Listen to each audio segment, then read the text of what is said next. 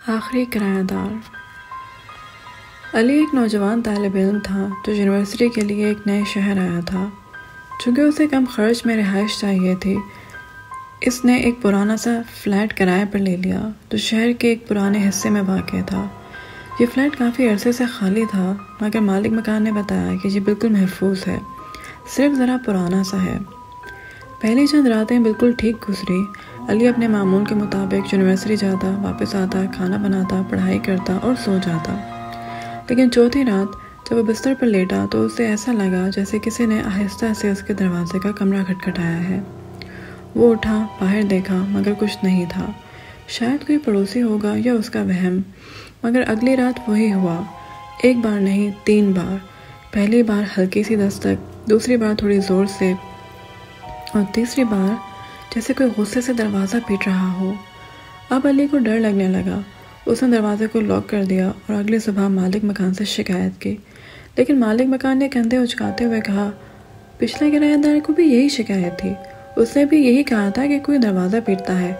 پھر ایک دن وہ اچانک چلا گیا۔ علی نے مزید پوچھا، وہ کہاں گیا؟ مالک نے بس اتنا کہا، پتہ نہیں، کچھ چھوڑا بھی نہیں، کمرہ بالکل خالی ملا۔ یہ سن کر علی کا دل مزید گھبرا گیا، مگر وہ سوچنے لگا شاید اس کا دماغ اسے ڈرا رہا ہے۔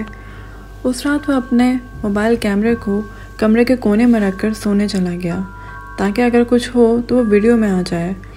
صبح اٹھتے ہی اس نے ویڈیو چیک کی۔ شروع میں سب کچھ نارمل تھا۔ وہ بستر پر سوتا رہا، پھر رات کے تقریباً 2 بجے ویڈیو میں دکھائی دیا کہ کمرے کا دروازہ آہستہ سے خود بخود کھلتا ہے اور ایک دھندلا سا سایہ کمرے میں داخل ہوتا ہے، دھیرے دھیرے علی کے بستر کے قریب آتا ہے اور بس ویڈیو بند ہو جاتی ہے۔ علی کا دل جیسے دھڑکنا بند ہو گیا۔ وہ فوراً فلیٹ چھوڑ کر باہر نکلا اور مالک کو فون کیا۔ اس نے چیختے ہوئے کہا، کسی نے میری کمرے میں آ کر میری ویڈیو بند کر دی، یہ کیا جگہ ہے؟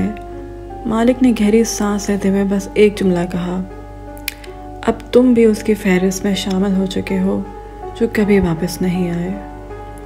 پرانے گھروں کی پرانی خاموشیاں ہمیشہ خاموش نہیں ہوتی۔